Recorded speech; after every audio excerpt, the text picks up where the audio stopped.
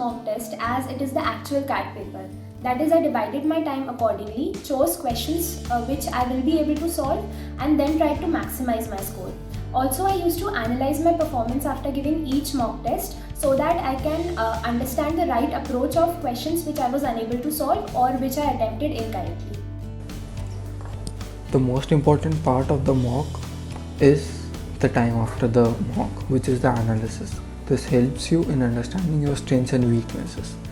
And yeah, that helps in understanding which section needs which part to be worked upon or to be maximized.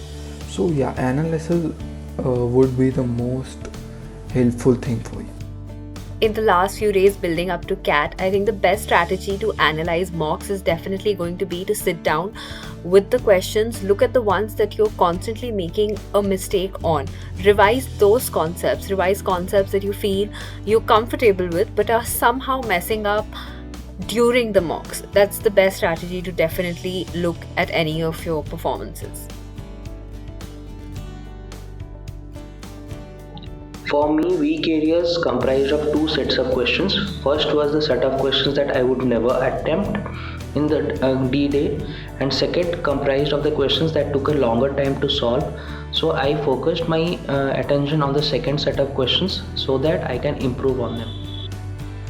CAT is an exam of playing to your strengths. I just made sure that I knew the basic concepts and formulas in my weak areas so that I could solve the easy to medium level questions from those topics. My advice would be, just know the basics and don't waste too much time on your weak areas. So coming to improving my weak areas was the QA section. So during the last few weeks, I essentially, try to revise concepts as much as I can, practice a few problems on each concept on a daily basis so that I won't forget them, and make sure that I was at least, at ease with all the moderate and difficult questions. So in my view, mock tests are actually designed to find out your weaknesses and the mistakes that you're doing in the exam. Once you have identified these two aspects, I don't think you should read too much into the scores, because the competition that's there in the mocks are not representative of the competition you're going to face in the actual CAT. So don't read too much into the scores. Just keep working on your weaknesses and mistakes and you should be fine.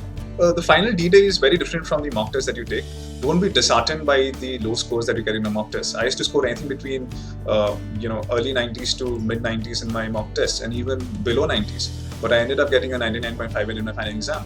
So your scores in the mock test hardly reflect how you're going to perform in the final D-Day. So focus on your preparation and keep a good health. So I know it's very difficult to stay motivated when you're getting low scores or scores that do not meet your expectations.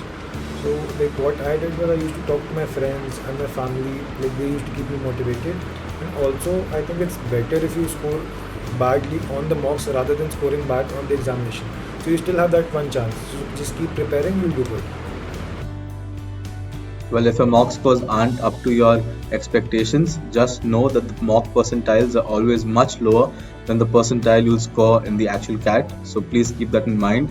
Don't let yourself down. So just keep preparing and revising whatever you've done, and I'm sure that you'll do great on the day of the CAT.